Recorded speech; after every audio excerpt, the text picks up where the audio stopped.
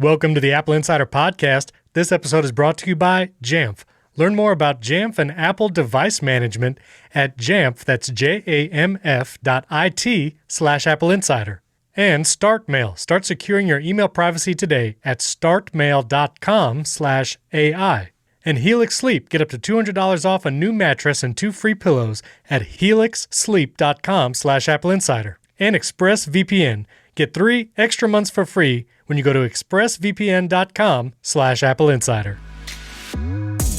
Welcome to the Apple Insider Podcast. This is your host, Stephen Robles, and joining me this week, my friend Wes Hilliard. How's it going, Wes? It's pretty good, Stephen. Just listening to the dogs bark. I know. Listen, podcasting, I'm telling you, there's always noise. It's one of those, you bring an umbrella, it doesn't rain, you don't bring it, and it rains. If you try to podcast, there's going to be some noise. As long as an airplane engine doesn't fall into my front yard, I'll be okay. Man, I saw that. This is totally not in the notes or related, but I saw the clip. I think it was a United flight where the engine blew up. I think so. Not something you want to happen on any given day. But anyway, let's cover some rumors, man, because Ming-Chi Kuo dropped years of rumors, literally dropped rumors about the iPhone, quote, 13, 14, and 15, basically saying the roadmap through 2023. Little details here and there for each line. So we're going to go through them and see what's coming. Ming-Chi Kuo does one of these reports every year. He kind of just outlines everything he possibly knows onto a document, kind of just proceeds every month to update that document as he goes. This is kind of the basis for a lot of the rumors every year. But this time, I guess, he kind of went wild and just went 3 years into the future. He did, including SE models, possible folding phones. So let's go through it year by year. I'll hit the high level, probably the most interesting stuff. Encourage you to check out the article. I'll link to it in the show notes if you want to read all the details. But talking about the iPhone 13, which would be the 2021 model. So whatever's coming out this September, we're about 6-7 months away from that. The iPhone 13, I'm curious, do you think it's going to be 13 or 12S? Interesting. We went from 11 to 12, no 11S. And are we done with S's? Or we think we're going to have whole numbers from now on? What do you think? Well, it's definitely strange because Apple's kind of hit and miss on the S cycles lately. They skipped the 7S and went straight to 8 and 10. Then we had the 10S. Yeah, so here we are again at a juncture where it could be, couldn't be, maybe. 13 is just a weird number. Mike Worthley and I, we argue over this, how culturally important the number 13 might be. There was an iPhone 4, and that's terrible in China. So 13 being superstitious in the United States and other, countries, it has a significance, but I still don't think it's significant enough to just skip the number 13. I don't think so. The only number we've skipped so far is 9, because we had 6, we had 7, we had 8, and then 10 Roman numeral, and then 11 Arabic numeral. So we missed 9, but that was the only one we've skipped in the history of iPhone. Samsung did the thing where suddenly went to 20, and that's mostly because they just aligned with the years. Right. I don't think we realized that at first, where it's, why 20? What in the world? But yeah, they're just doing the year thing now. Apple could do something similar, where it's here's the 2021 iPhone, and just go from there. I personally would like that better than an arbitrary number or letter, but we'll see. And, I've heard other Apple podcasts talk about this, in other lines like MacBooks and even iPads, there's not really a numeral denomination besides the year. It's the 2020 iPad Pro, the 2018 iPad Pro, it'll be the 2020, MacBook Pro or late 2020. And so when or if the iPhone will go that way. And what I've heard the argument, and I understand it, is from a marketing perspective, the iPhone is obviously the biggest seller that Apple has. It's their biggest product. The fact that they release one every year, they kind of need people to quickly be able to say what the newest one is and be able to kind of distinguish, okay, what number are we on? What is the newest model? And saying the year, the year would get old pretty quickly. The iPhone 12 right now would be the iPhone late 2020 model, and that sounds old. So I feel like it would have to be a long time before Apple goes to a year denomination to separate iPhones. And I also think with the S cycle, because people like Samsung and other phone makers are kind of just using the whole numbers and getting really high, the S21 Ultra, I think that the whole number change might be why, Apple might do that from a marketing perspective. So it's just clearly the next model. There's no 12, 12S. It's just 12, 13, 14. It might be about time they do that. What if Apple does the car thing and just says, here's the 2022 iPhone and this year, skip ahead a year? Oh, that is true. I mean, because it is basically for the coming year. Most people who get an iPhone, don't get it on day one. So they would be getting it in the 2021 year. So yeah, maybe. But then also when it comes to selling older models at a cheaper price, or if they are keeping something like the iPhone, the 11 is still in the lineup now. You can still buy it directly from Apple. Would they want people to have to say, oh, give me the 2019 iPhone or the 2020 iPhone? That's why I feel like I think we're a long way from going to a year designation. I think it's going to be whole numbers. Names are hard in this space. I mean, Macs and iPads, they're delineated by their screen size. And right. I don't think customers are going to the store and saying like a year name. I think they're just saying, I want the newest one with this size. And that's about it. That's true. iPhone, I guess, yeah, you're right. Like it being just a pure marketing scheme, it falls into being able to say very quickly and easily, this is the phone I want. And it's the one that came out this year. Honestly, though, speaking to some non-tech people, some people don't even realize what phone they have. They're, I think it's the 6, maybe the 7. I don't know. That is true. Maybe even then it's just completely broken. I mean, as long as it's the iPhone, I think no one really cares. Me personally, I would love to see an iPhone Pro and no number, and that's it. And just, us nerds can describe it by year, but everyone else just isn't going to care. Well, let's talk about the actual rumors. So Ming-Chi Kuo said iPhone 13, whatever model that is called, coming out September 2021, September, October, fall 2021, that it'll finally get the ProMotion 120 hertz display, which has been rumored many times before. The iPad Pro already has it. So that seems expected. And an upgraded 6-piece ultra-wide camera. So the ultra-wide camera would get a big update this year. Not much else, but that's the iPhone 13. Then he also said an iPhone SE, an updated model, will come out in the first half of 2022. So that'd be basically a year from now. It would come out with a new iPhone SE. And I think, correct me if I'm wrong, Wes, but this iPhone SE would be Face ID style iPhone, no longer the Touch ID style. I think the design, yes, but I think we would still have Touch ID, but in a side button. Oh, okay. That's not something Ming-Chi Kuo said, though. You're calling it out? Yeah, that's just an assumption I'm making based on how they handled the iPad Air. Oh. I don't see, unless Face ID really is just that cheap by that point. I mean, it could be very easily. As we get into more of these Kuo rumors, we're talking about Face ID coming down the line, adding more technology, like more biometric recognition and stuff like Touch ID under the display and stuff. So maybe Face ID just becomes the budget model. Right. Well, moving forward to the iPhone, quote, 14, which would be the 2022 flagship model, he's saying that it'll go to a punch hole display design rather than a notch. Now, we've seen some Android phones have this already, where there's no notch, there's no bar at the top, but it's actually just a small hole for the front-facing camera. So we could see that iPhone 14 in 2022.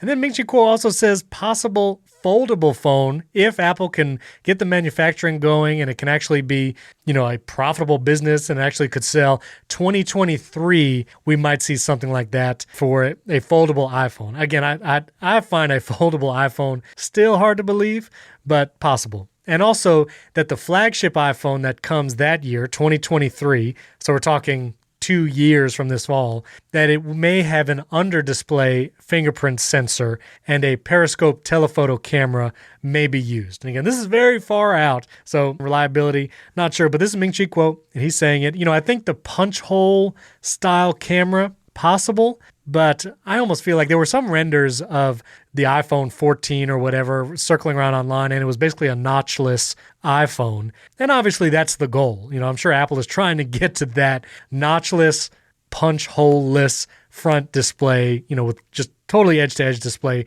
Surely that's the goal. So I imagine maybe by 2023, we could see something like that. The punch hole design, I hate it. I absolutely despise it. But people talk about the notch getting in the way or whatever of content, but you're talking about a hole centered in the screen or on the side, left or right side where the content is. I mean, the notch at least is above it, out of the way, so that's how I view it. Right. If video is a aspect ratio wide enough, it could enter into the punch hole. I don't want a punch hole in my videos. So the design, that part, I'm not sure where that's coming from. this is, again, a supply chain analyst. So he's looking at what like Samsung and other companies are doing. Maybe Samsung's ramping up the creation of those displays and he's just inferring, who knows? But I just don't see Apple doing it for one reason. Marketing. Again, Apple uses the front face of the iPhone in its marketing images, like designs and icons. And that notch cutout, or previously the Touch ID button, was what said this is an iPhone. What happens when the front display of iPhone looks identical to an Android phone? What is Apple going to do then? That's true. And I agree. I don't see a punch hole coming to an iPhone. I feel like it would be weird, block certain content. The only thing I've ever seen a punch hole display be used for that was cool was someone did a Baymax wallpaper and made one of the punch holes a Baymax eye. That was it. That was the coolest thing. Yeah, that's fun. Well, I mean, I've seen people make, Bert and Ernie, the Bert wallpaper with the eyebrow. Oh, yeah. With the notch. That's pretty fun, too. That is funny. This episode is brought to you by Jamf. Now, I'm so excited that Jamf has come on because I have personally used Jamf in a corporate setting for 5+ years. Jamf is an incredible tool to remotely manage Apple devices, from Macs to iPads to iPhones. If you work in IT or you're in charge of Apple devices across a team, whether it's a small team with just a few devices or many, I've personally managed 50+ devices using Jamf, and it is an incredible, I think the best tool for managing Apple devices from an IT standpoint. You know, all the companies, Apple, Microsoft, and Google, have unique workflows to provision, encrypt, and deploy enterprise technology. That's why the idea of some unified endpoint management system has not worked successfully. But as Apple devices continue to grow, organizations doing bring your own devices, so people are bringing their iPhones and iPads to work, the need to provide Apple-dedicated tools for IT and security has never been greater. Jamf is the only Apple enterprise management solution that covers everything you need to connect, manage, and secure Apple devices for your organization without negatively impacting the end user experience or requiring an IT department to even touch the device. And that's important. Sometimes some provisioning softwares and other companies, that end user gets a worse experience. Maybe some profile is doing something in the background, slowing down your device, and that never happens with Jamf. My experience using it across devices, Macs, iPads, and iPhones, the end user has an incredible experience, and the management tools on the admin side are second to none. You can deploy a shrink-wrapped Apple device straight from the factory to your staff. You can just ship it to them wherever they are, and when it arrives, they unbox it, power it on, and get right to work, and the settings and profiles that you've set up in Jamf automatically get applied. Jamf makes access to business-critical applications a seamless experience with single username and password. Just imagine the reduction in password resets for your IT team. Finally, while most security tools are created with Windows in mind, you can be assured Jamf's sole focus is on protecting your Macs and Apple devices. And with a history of same-day support for Apple OS releases, your devices will be secure no matter when your users update. More than 40,000 organizations rely on Jamf to keep devices connected, up to date, and secure while ensuring users have the resources they need and the world-class Apple experience they know, love, and expect. I've been using Jamf for years, way before they ever thought about sponsoring this episode, and it is an incredible tool for device management. I highly recommend you try it out. For Apple Insider listeners, unlock the power of Apple and Jamf today with a free 14-day trial. Try it totally for free. To get started, go to jamf.it/AppleInsider. That's jamf.it/AppleInsider. There's also a link in the show notes and in the article on the website. Again, I highly recommend you check it out. jamf.it/AppleInsider. Our thanks to Jamf for sponsoring this episode. Well, some of the other rumors that were coming is that the iPhone will not get USB-C basically ever, but that if it goes to anything, it would be a MagSafe style port. Apple has this patent out there, and there's an image, I'll put it as the chapter art, but it kind of shows a MagSafe style connector, like older MagSafe that we used to have on the MacBooks and MacBook Pros. But this MagSafe connector might connect to the iPhone rather than Lightning, but that USB-C is not coming. And then I also saw John Prosser, he was tweeting about, if USB-C ever comes to the iPhone, he'll shave his eyebrows off or something. So it seems like everyone is agreed USB-C not coming to the iPhone. And that still makes me a little sad. I really wish it had. Yeah, Prosser and a few others have been saying this for a while. It makes sense. And Ming-Chi Kuo, he says that this is coming from the MFI program, the Made for iPhone program. Right. Apple can't license USB-C in any way, so they would be going from a proprietary connector that they own and can charge money for to one that they can't license at all. And I don't see that being a big sticking point for Apple. I mean, it can't be that much money that they're gaining from it, but it is some money. So, Kuo obviously goes that route, but Apple also has been investigating this like smart connector or MagSafe technology for a while. I mean, we've been seeing patents since the iPhone 6 era for a smart connector on an iPhone. So yeah. I wrote the iPhone 14 like explainer over these past few days. And it seems that Apple's tackling this from two different directions, the portless iPhone. Either we're going to get no lightning port and just nothing. They're just portless, yanking that out of there, and it's MagSafe to charge or wireless charging and data transfer over wireless, and that's it. That's all you get. Right. And in that case, it seems Apple wants to just avoid cables altogether. If, I guess, diagnostics need to be done, there's been some investigation into hiding a port inside the SIM tray, but that wouldn't be for users or anything. That'd be just for technicians. Right. And then the other route would be what you mentioned is the smart connector route, where we just slap a magnet on there and data and power can get through it at a reasonable rate. Yeah, and I will say, for all that I have bemoaned USB-C not coming to the iPhone, I now have MagSafe chargers everywhere. I use MagSafe in my car. I have the Belkin 3-in-1 MagSafe charger by my bed. So I actually have not plugged a lightning cable into my iPhone for a while. There's been like one time I needed a fast charge because I was only going to be near an outlet for a short amount of time. So I needed a fast charge, and that was the one time I broke out an Anker, like 30-watt fast charger with the USB-C to lightning cable. But that was once in like the last 6 months. So I'm living almost that portless life, just doing MagSafe, and I could see it working. And I could see Apple just not doing any kind of port eventually, maybe just on the Pro models at first and then putting it throughout the line. So to just go along with what Kuo was saying, I think the best chain of events here for users, even though it might not sound great, especially for power users, is the completely portless, not even a magnet connector version, because that gives us the chance now, early adopters like us and maybe more tech savvy people in the next year, to adopt MagSafe everywhere. Right. And then Apple goes portless, no worries. You already have everything you need to have a portless iPhone, versus, oh, here's the special new connector that isn't Lightning that everyone has to buy now. And then everyone screams at the top of their lungs on the internet like they usually do. Yeah. Okay. A rumor that came out is that a MagSafe battery, that Apple will be releasing a first-party MagSafe battery that would attach to the back of your iPhone and charge it. Anker just announced theirs. It's actually shipping this month. I have one coming from Amazon. So it's the battery pack. You charge it via USB-C, but when you want to charge your iPhone, you just attach it to the back and MagSafe keeps it on there.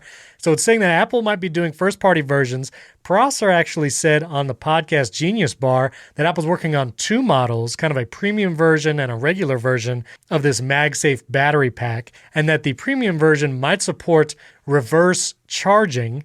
Now, I'm assuming that means you put it on the back of your iPhone, then maybe you could put some AirPods on top of it to charge those wirelessly. I don't imagine reverse charging means that your iPhone could charge the battery pack. I don't know why you would want to do that. You want juice in your iPhone. So I imagine that's what it means by reverse charging, but looks like Apple might be developing that. Yeah, I'm definitely interested in this. Just like I think we mentioned previously, there was another MagSafe battery pack rumor when I was on last time. I definitely want it. Whatever Apple makes here, let me have it. The only issue is it's MagSafe. It gets hot. You're going to be carrying it either in your hand or in your pocket. And sure, they're going to do thermal throttling to try and keep things cool, but then your phone isn't charging as fast either. So this isn't as optimized as, say, the Apple Smart Battery case, but I'm still here for it. And these third-party solutions just aren't getting it for me. I'm going to avoid those until Apple does something in the field. Yeah. A couple other quick news and rumor things before we get to some bigger stories.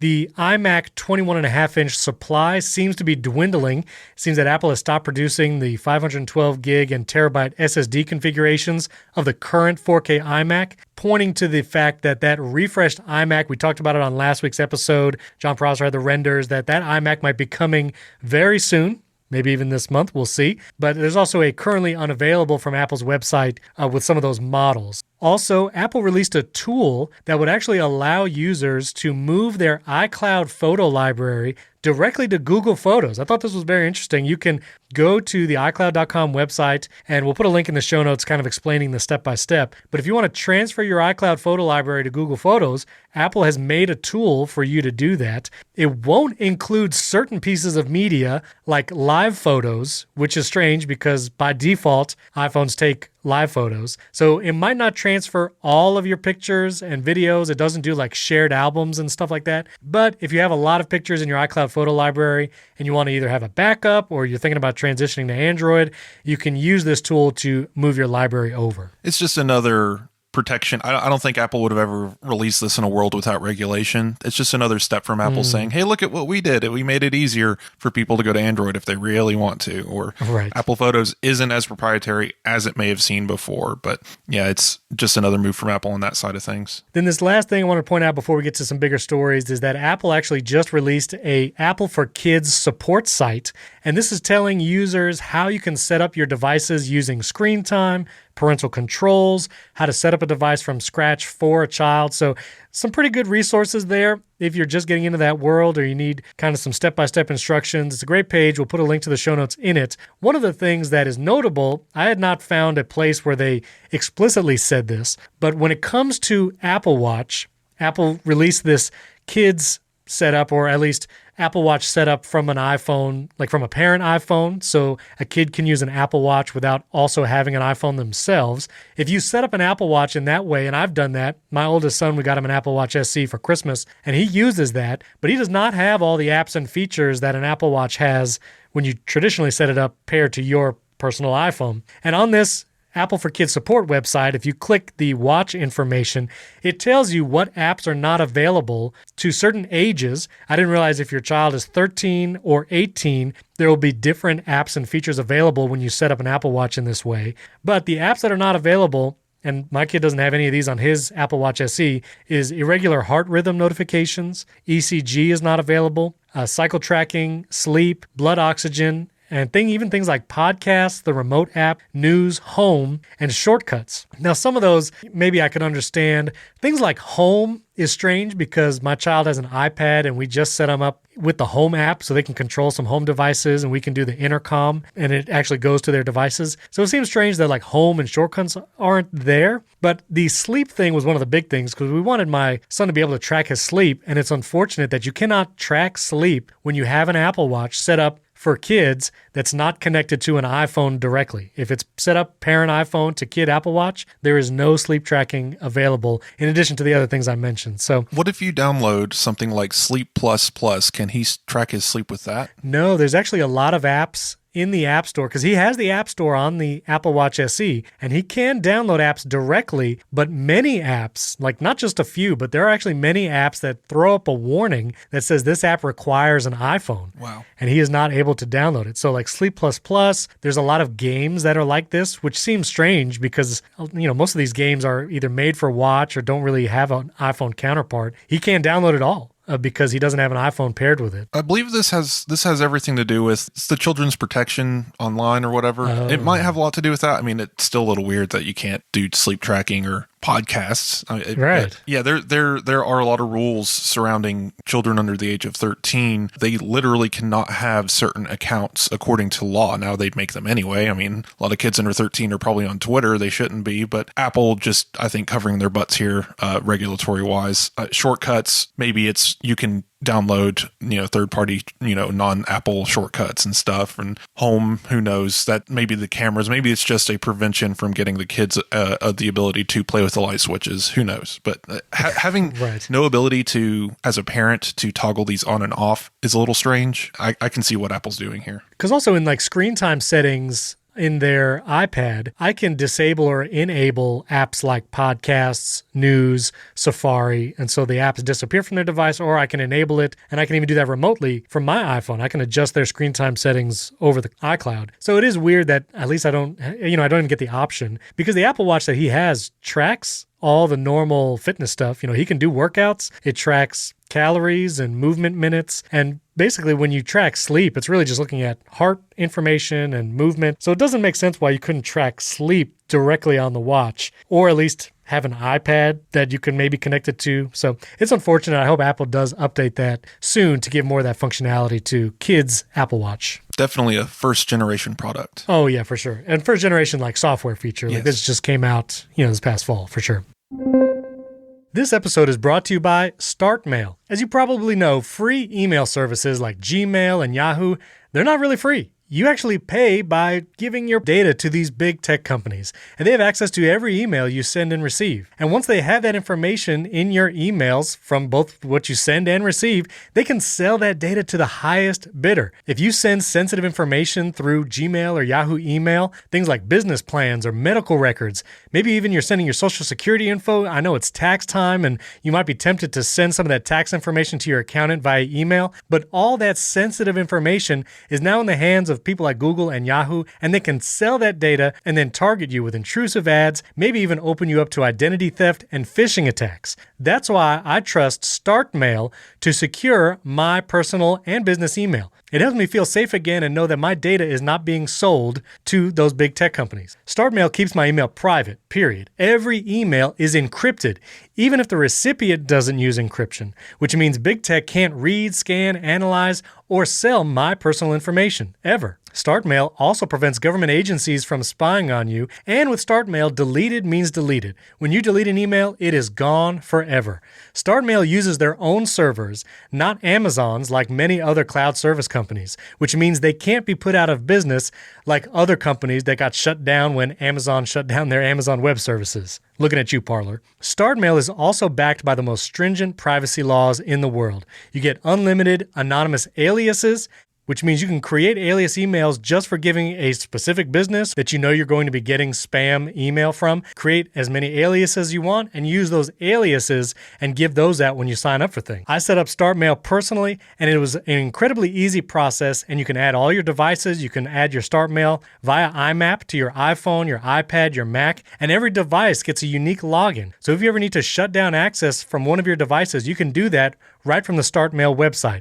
It's incredibly easy to use, it's well designed, and I know that my email is secure. So don't trust big tech companies with all your email data. Start securing your email privacy with StartMail. Sign up today and you can get 50% off your first year. That is a whole half off that first year. Just go to startmail.com/AI, just the letters AI. That's StartMail with a T, START mail.com/AI for 50% off your first year. Startmail.com/AI. Our thanks to StartMail for sponsoring this episode.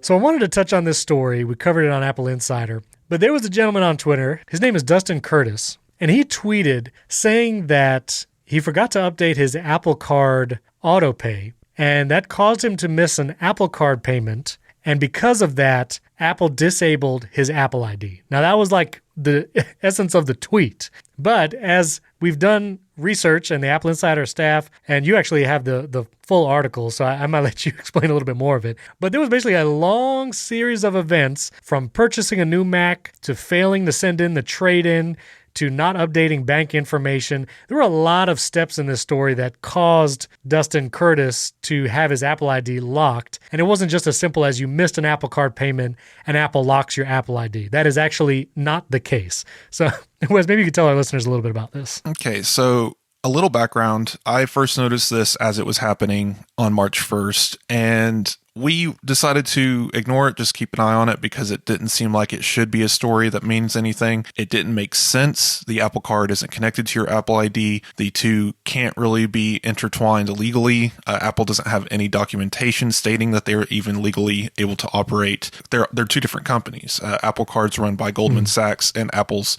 got some participation in it, but they're not legally attached to it in that way. And Apple ID, of course, is run by Apple. So having your Apple Card payments disable your Apple ID, not only is it sound wrong, it sounds dystopian. It sounds, you go into debt into Apple and suddenly you can't iMessage your friend. It's right. It gets a little crazy. So at first glance, this just seemed wild. Did some research into it, and it's actually very difficult to find documentation surrounding these things because I guess we were trying to prove a negative rather than trying to prove something that we know is factual. So long story short, this guy, the truth of the matter is purchased an M1 MacBook Pro through Apple's installment program. And this installment program allows you to make payments over time in order to pay for the MacBook. Right. You can do this via Apple Card or other payment options. I wasn't aware of that. I originally thought the payment program was just Apple Card, but it seems that you can do it on other payment options as well. Anyway, he also traded in or offered to trade in a MacBook Pro. And I believe in this, world where everything's done online, pandemic, can't really go into an Apple store. Apple's changed some of their policies surrounding this. So, because I've had a lot of people ask this question, well, if it was a trade-in, how did he get credit for it? So Apple's been doing this thing with the Apple trade-in called Instant Credit, where he offers a machine, describes it, and gives its condition to Apple, and Apple offers an amount to purchase it for the trade-in, and they apply it directly to your payment plan for the new MacBook Pro. And that's an agreement. You sign it legally saying that this is how this is going to go. Apple, in the trade-in policy, describes it. Once we receive the device, we're going to evaluate it, and if it is up to the condition that you described, nothing happens. Right. You're already paying your payments. Everything's been decided. We're good to go. But if Apple decides that it is in worse wear and changes the value of the product, then they apply a charge to your account to make up the difference. That's the whole process. Right. Well, Dustin Curtis, I guess he received his MacBook Pro and then forgot that he did a trade-in policy and claims that Apple never sent him the trade-in kit, which is plausible. Apple may have stumbled there, or the mailing system just lost it. Who knows? All we know is he never got his trade-in kit, and then he missed subsequent emails, phone calls from Apple, and simultaneously, to compound the issue, he had also changed his banking information in January, causing his Apple Card payments to stop.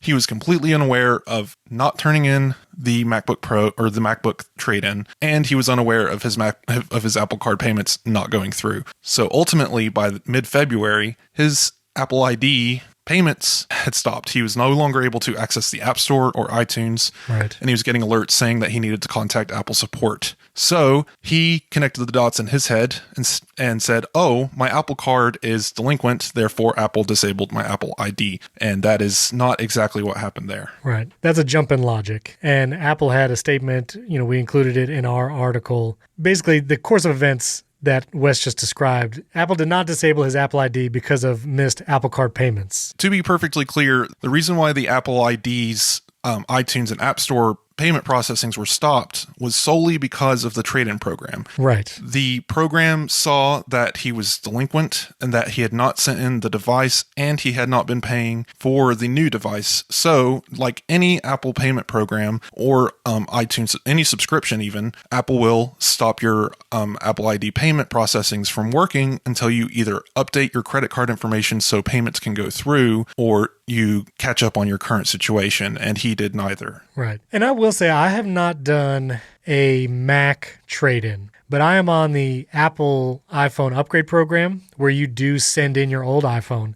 And the past 3 years, I've done where it ships the new iPhone to my house. It comes on launch day. They do great at that. And then the trade-in kit comes a couple days later, and I send my old iPhone back to Apple. Now, because it deals with a Citizens One installment loan. It's basically like a 0% interest loan.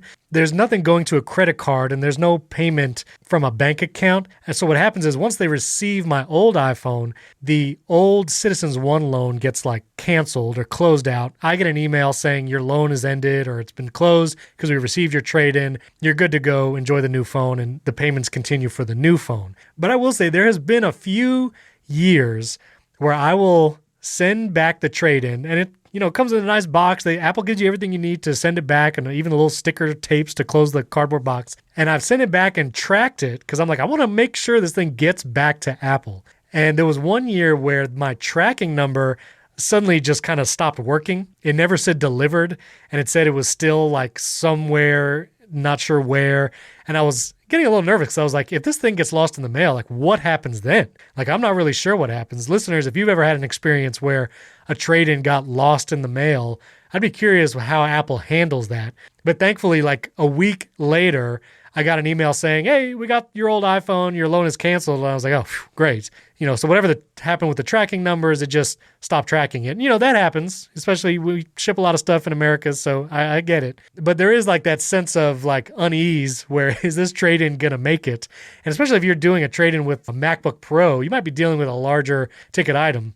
Pre-pandemic, I usually preferred to go to a store, especially with the iPhone or if I was trading in anything, because you could just hand them your device. If you go to the Apple store to pick up your new iPhone, even on launch day, you literally just hand them your old iPhone and the trade-in process happens all in store. You don't have to mail anything away. So it's nice to know it's like in Apple's hands and they mark it as received and you see it go into the back of the store. But the trade-in, at least in my experience, has worked well every time. Listeners, I'd love to hear if you ever have an issue with this. Yeah, I'll note that listeners, I've been through the Reddits and Twitters and seen every side-angled comment on this.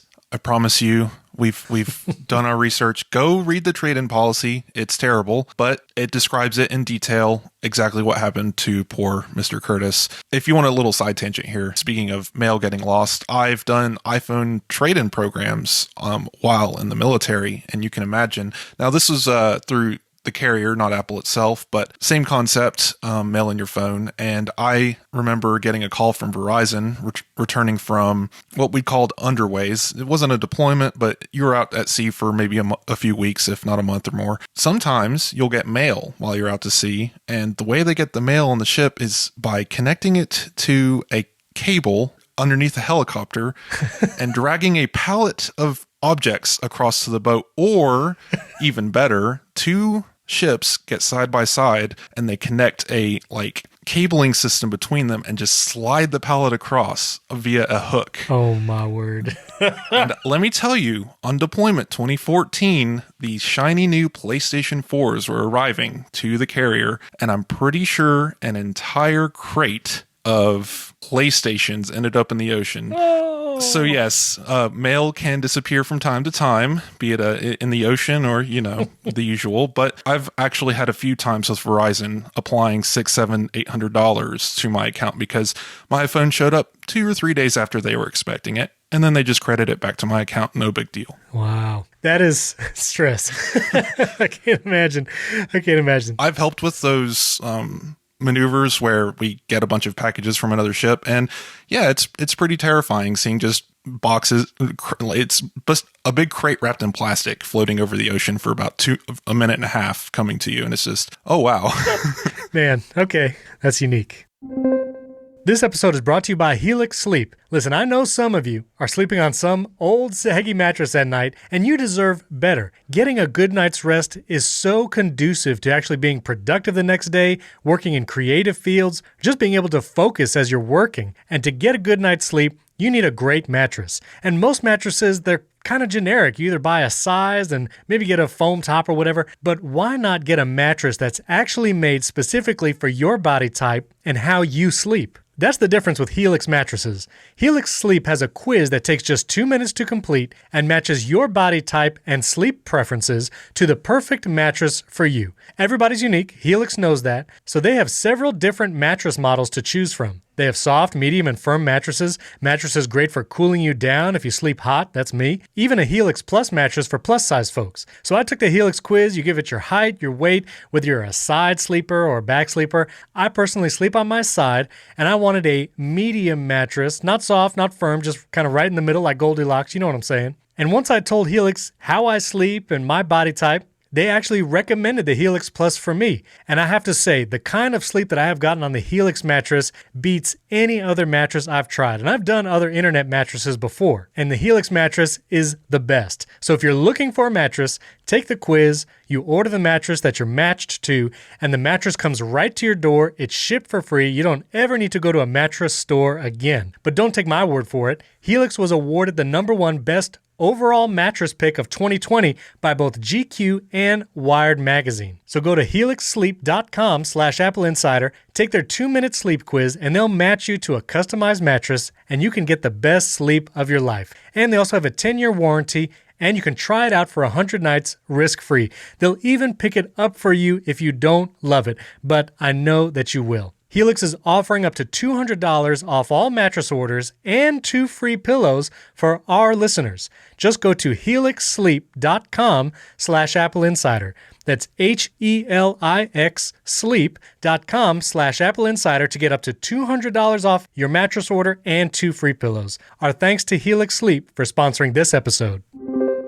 Well, I wanted to touch on an Apple Store experience. I actually brought some Macs in for a Genius Bar appointment, first time in a while. And I won't go into great detail. I'll put a link in the show notes if you'd like to read it. I took some pictures as I was at the Apple Store. This was a Apple Store in a mall. This is Brandon Town Center Mall in Central Florida.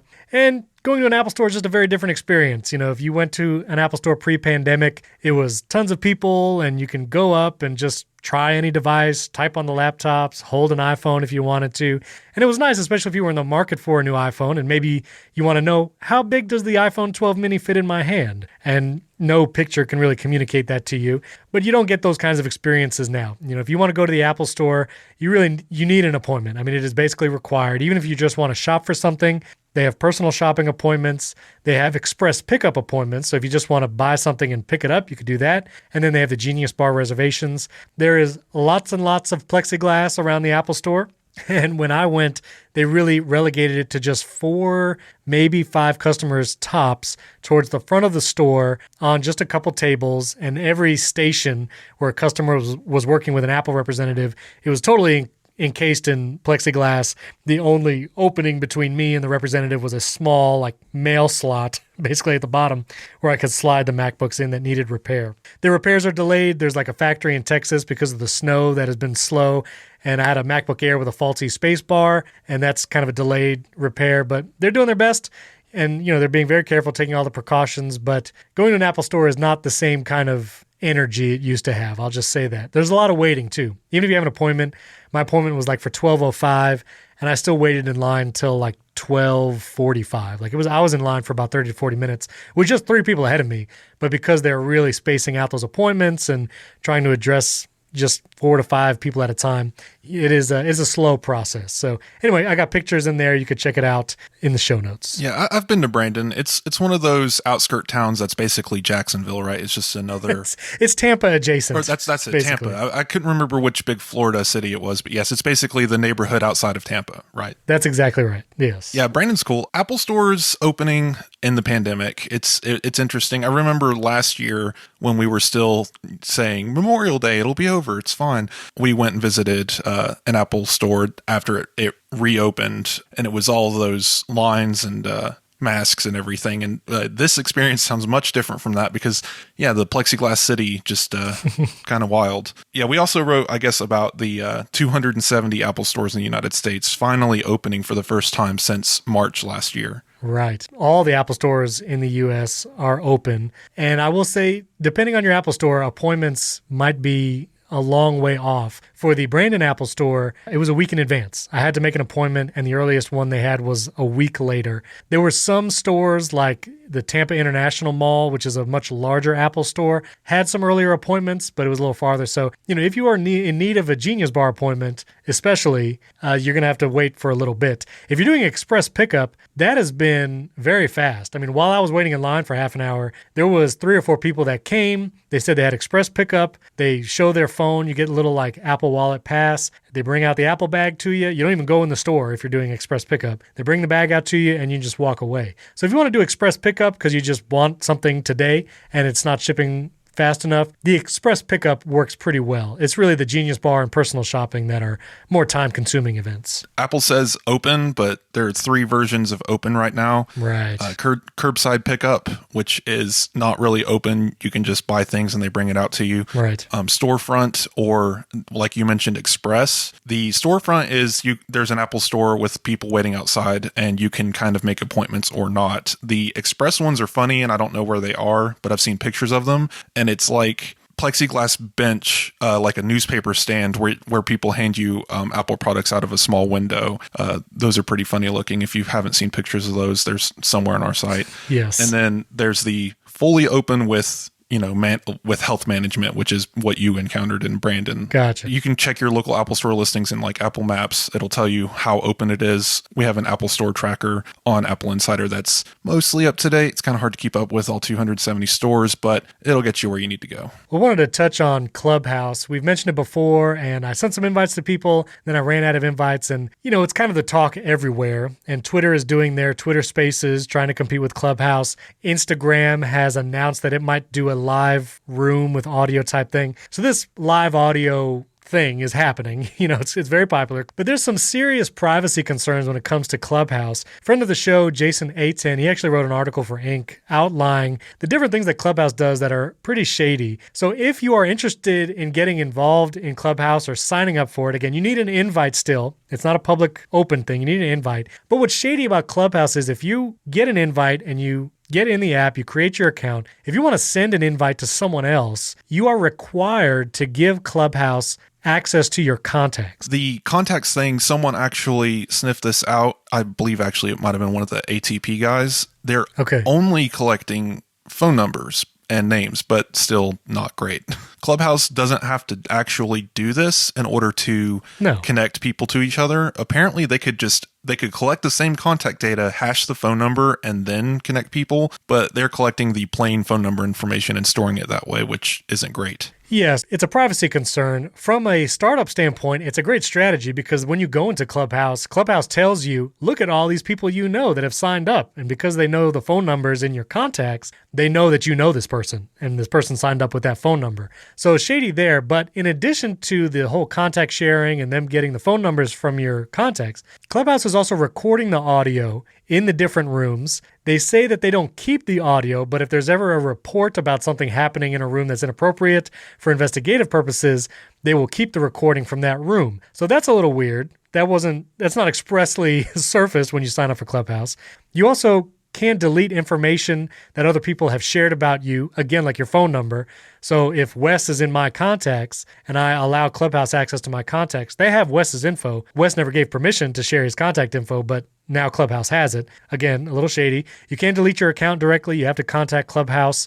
And also they're doing some tracking stuff with all that. All that to say, if you want to try Clubhouse, understand there are some privacy and security implications. But overall, let me ask you, Wes, have you tried Clubhouse? Have you been in there? I haven't yet. I'm interested. I don't like the privacy concerns. From what I understand, it's pretty simple for them to fix, and they just haven't yet. A startup mentality or not, it's not okay. We don't need another Facebook running around. But everything I've heard about it, it's either, depending on who you talk to, it's either a train wreck that doesn't make sense, or it's the coolest thing that's ever happened to the internet.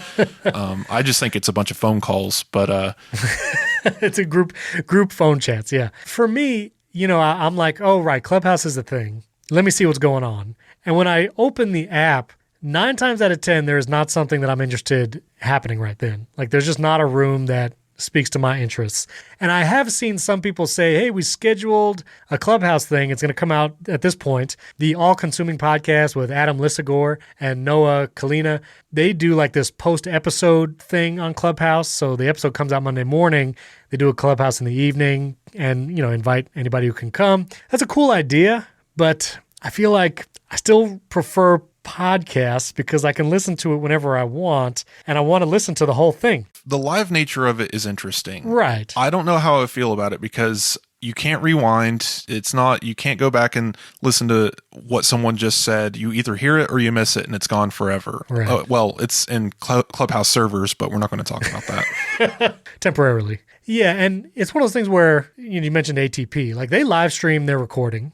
They use, proprietary streaming. You can just listen to the audio, and that technology's been around forever. But then you can actually download the ATP podcast later. And unfortunately, unless the people in Clubhouse record themselves talking during the live room, there's not a way to make a podcast out of that conversation later. And I feel like for it to really have wider appeal, there's been some conversations, I'd be curious to know what they talked about, but there's no recording of it, and there's no Clubhouse archive or, Clubhouse, follow this podcast in Clubhouse. And let me be clear. I don't want Clubhouse to become a podcast hosting distribution service like Spotify or something. Don't want that. Not saying that. But I just found it for me, I don't see things readily that I care for when I first open the app. The few scheduled events has not been I've not been able to make it or really hear it. So not appealing to me just yet, but listeners, I did send out some invites last time until I ran out. So I'd be curious how your guys' experience has been. If you think this is great or if you found rooms that you really like, I'd be curious to know your experience. Yeah, you, William, and I should get on a Clubhouse and argue over who's going to buy William an iPad. That would be great. Listen, I'm up for it. I want to try it. I've not done like a broadcasted room, but maybe we should try it, and we can let our Twitter people know. This episode is brought to you by ExpressVPN. There are a ton of VPN providers out there, and you've probably heard of a couple of them, and some you may have even used as a VPN before. But I do my research on my sponsors, and I only recommend brands to listeners that I believe in and that I've also personally used. And I can say with full confidence that ExpressVPN is the best VPN on the market. Here's why. ExpressVPN doesn't log your data. Lots of other cheap or free VPNs will make money by selling your data to ad companies, and ExpressVPN never does that. They have a technology called Trusted Server that makes it impossible for their servers to log any of your info. Second of all is speed. I've tried multiple VPNs in the past, and some of them slow down your connection. Maybe you can't even stream video using that VPN. But I've been using ExpressVPN for several years now, and my internet speeds are blazing fast, regardless of what device I'm using ExpressVPN on, and I can stream HD quality videos with zero lag. What also sets ExpressVPN apart from the other VPNs is how easy it is to use. Unlike other VPNs, you don't have to input or program anything. There's no profile to install. You just fire up the app, click one button to connect. It's so easy, even your grandparents could do it. And it's not just me saying this. Wired, The Verge, CNET, and many other tech experts rate ExpressVPN the #1 in the world. So protect yourself with the VPN that I use and trust personally. Use our link, expressvpn.com/AppleInsider today and get an extra 3 months for free on a 1-year package. That's expressvpn.com/AppleInsider. Visit expressvpn.com/AppleInsider to learn more. Our thanks to ExpressVPN for sponsoring this episode. All right, well, a couple lightning round things here at the end. I have to mention this. Peak Design. I use the Peak Design Everyday Backpack. Peak Design makes great products for backpacks, bags, different kinds of things like that, especially for photographers and tech people. And Peak Design did this incredible thing where they called out Amazon because Amazon released an Amazon Basics product. This is Amazon's own brand called the Everyday Sling, and it is a very, very clear knockoff of the Peak Design Everyday Sling. And so Peak Design made an entire video calling them out, doing this hilarious role-playing thing as if they were like the Amazon product developers, and they just killed it. And also, it is so slimy that Amazon does this. I've seen this happen multiple times. The Away suitcase brand ran into this several years ago, where Amazon basically released an Amazon Basics suitcase that looked just like Away, but a lot cheaper. They did it here with the Sling bag from Peak Design. And again, other companies have seen this, where companies sell their products on Amazon, and then all of a sudden Amazon comes out with an Amazon Basics product that looks like it, not up to the quality that Peak Design or Away is doing, but looks just like it. And it is just slimy from Amazon's perspective. Peak Design has really been hammering them on Twitter, like mentioning Jeff Bezos and all this kind of stuff. But I will put a link to the YouTube video in show notes because it is just hilarious. And kudos to Peak Design for calling them out. Yeah, it's a really funny video, but you want to talk about regulating antitrust or whatever. This is the perfect example. If I go on Amazon right now and search Peak Design, what am I going to see? Right. Amazon recommended Amazon Basics Peak Design for whatever, $20. Yeah, exactly. And right under it, Peak Design bag for $100 and some dollars. Well, I'm not going to buy that. That's crazy. Right. Exactly. Completely insane. All right. So someone made an iMac. You put this in the notes and it is hilarious. It's an iMac turducken, which is basically an M1 Mac Mini. And this YouTuber, Luke Miani, he took the motherboard from an M1 Mac Mini, shoved it into a 2011 old iMac, jerry-rigged the display cable with an HDMI to display connector adapter, and now basically has an M1 inside of an old iMac. It's kind of hilarious. Wes had the article. I'll put a link in show notes, but I kind of wish he would have done it with like a 4K or 5K iMac. I feel like that would have been a better computer, but he did it with a 2011, and it is a turducken for sure. I think the space requirements is why that and he just happened to have a 2011 lying around. But sure. I mean, we're still talking about fitting an entire motherboard inside of a casing, and the 21-inch and 27-inch iMacs that are sold today are much smaller than the 2011 iMac. Right, for sure. All right, well, Ted Lasso actually won a Golden Globe Award. It's the Apple TV Plus original show. Jason Sudeikis, he won the Best Performance by an Actor in a Television Series for his performance as Ted Lasso. And I would just say well-deserved, and it's pretty cool to see Apple TV Plus, pretty new service, new streaming, new content, already won a Golden Globe. So pretty cool. And last thing before one listener feedback, I don't know if you saw this, Wes, but there is circling around the internet and TikTok, I think it came from TikTok originally, but a Tom Cruise deepfake video. And if you don't know, listener, what a deepfake video is, it's someone, basically an actor that looks close to the actor they're trying to portray. So some person that looks a little bit like Tom Cruise, and then using computer graphics and engineering, making the actor look just like Tom Cruise. It is a scarily accurate portrayal of what like Tom Cruise. Like, it really looks like Tom Cruise in this deepfake video. All the implications we don't have time to get into about like the future of video and truth and all this stuff, but it is a wild video, and I recommend listeners check out the tweet link in show notes if you want to watch it. The biggest problem with these videos is the actor portraying Tom Cruise is much too tall. They need someone a little bit shorter. But he does get Tom Cruise's mannerisms pretty spot on. Oh, it's great. Yeah. Whatever this guy impressions or whatever. Because the deepfakes, I think there might be an audio component. Am I correct? So I think they do try to make the voice. Yeah. There's some sort of modulation there, but yeah, he does a really good job with the mannerisms and everything too. Yeah, it's pretty wild. All right, well, the last thing I want to mention, I actually had a listener, Christopher, email me. I talked about the weird iPhone 11 MagSafe case, which wasn't really an iPhone 11 case at all, because I was trying to get MagSafe capabilities to my wife's iPhone 11, and he sent me this product. This is by MagEasy. It is called a MagDoka or MagDoka, MagDoka. I'll put a link in show notes, but it's this $25 puck that will adhese to the back of an iPhone or even the case of an iPhone, and it'll basically then line up your iPhone with a MagSafe charger, and it will stick to it because it's the MagDoka little puck thing that you stick to the back of your case, has the magnet on it. And then if you want to use a MagSafe charger or a MagSafe Duo charger and your phone lines up correctly, it seems like this would work. You do have to stick this thing on the back of your phone. It's 2 millimeters thin, so it is pretty thin, but you will have this puck-looking thing on the back of your phone, so it's not exactly a clean look. But this is the closest thing that I have found to adding MagSafe to older phones. So thanks, Christopher, for pointing that out. It's pretty interesting. Well, listeners, thanks for joining us this week. Don't forget, tweet at Wes and myself. Let us know what you think about Clubhouse, the iPhone rumors, and anything else. We'd love to hear from you. You can also email me. That is in show notes. Don't forget to check out HomeKit Insider. That podcast comes out every Monday about smart home and HomeKit devices. Apple Insider Daily. Get the top headlines in just a few minutes, every day in just a few minutes. And if you haven't yet, we'd greatly appreciate a 5-star rating and review in Apple Podcast. There's been several of you doing that every week, and we greatly appreciate it. Thanks for joining us this week. We'll catch you next time.